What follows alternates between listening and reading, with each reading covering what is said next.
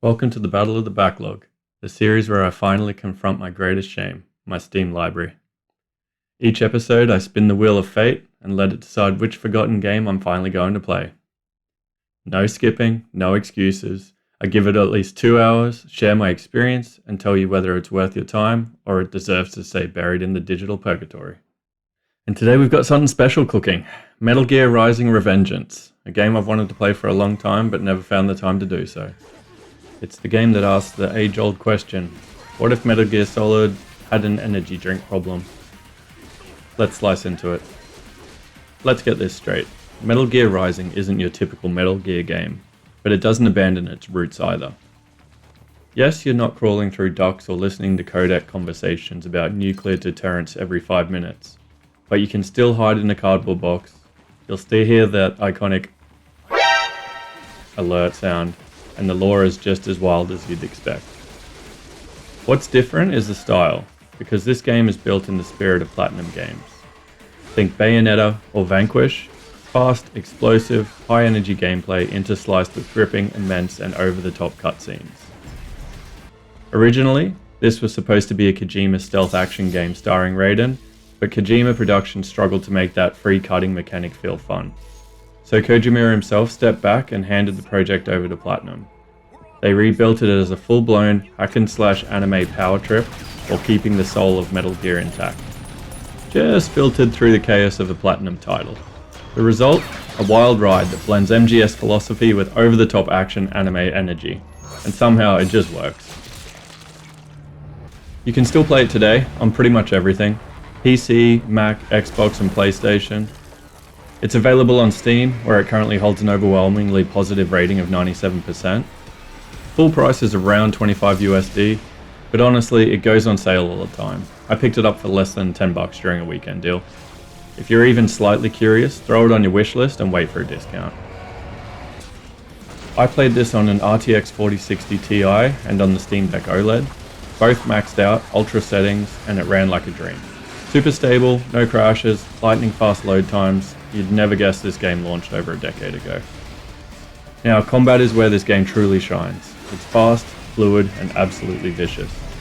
Your main tool is Raiden's high-frequency katana, and the game lets you slice everything.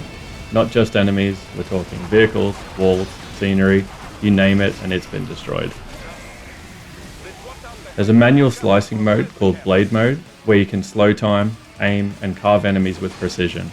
But this isn't mindless button mashing. It's all about timing your parries, finding the right moments to attack, and weakening your opponent down so you can find the right timing to use Blade Mode to finish them off.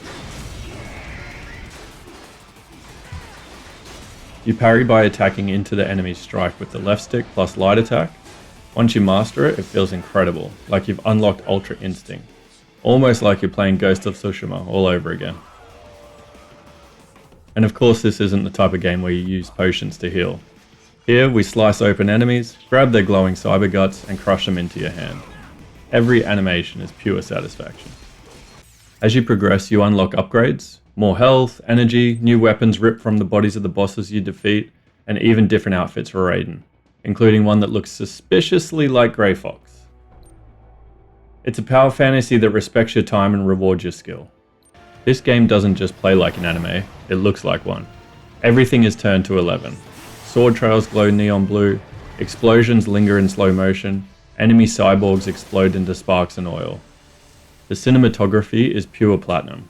You'll get mid-air parries with rotating cameras, cutscenes that blur the line between gameplay and movie, and characters striking poses like they're modeling for the next cover of a mecha manga.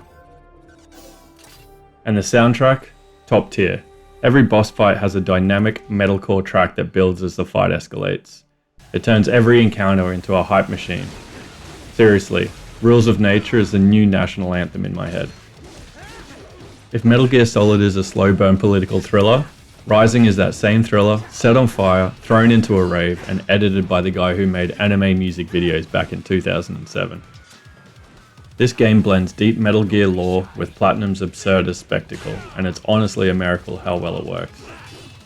You'll still get political commentary, anti-war themes, and character backstories with real emotional weight. But those monologues, they're delivered by cyborgs mid-battle, while they somersault off collapsing buildings. And then we've got Senator Armstrong. He shows up late, says stuff like, "I'm going to turn America into a battlefield of freedom," and then punches you with his bare hands while yelling about nanomachines. He's basically a jacked Karl Marx fused with a WWE wrestler, and somehow, that's what I needed all this time and never knew it.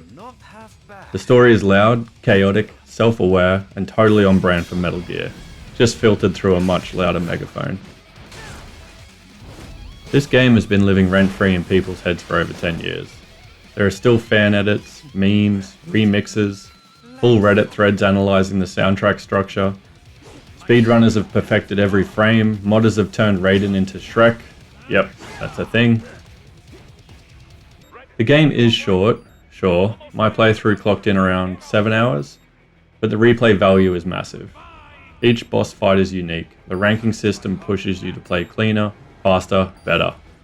Unlocking weapons and perfecting parries feels good. You don't play it once and uninstall. You play it, finish it, and immediately ask yourself, okay, but what if I beat Monsoon without getting hit? So, is Metal Gear Rising Revengeance worth your time? Absolutely.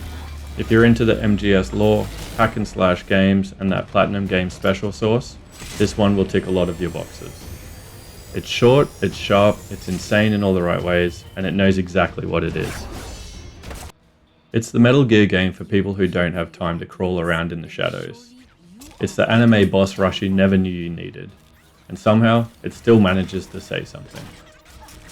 This is a backlog title I wish I'd played sooner, and one I'll definitely be revisiting.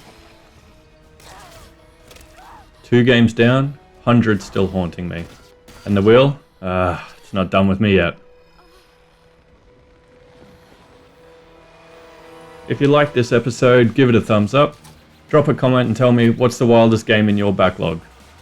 Subscribe so you don't miss the next battle of the backlog. Until next time, you don't F with this Senator.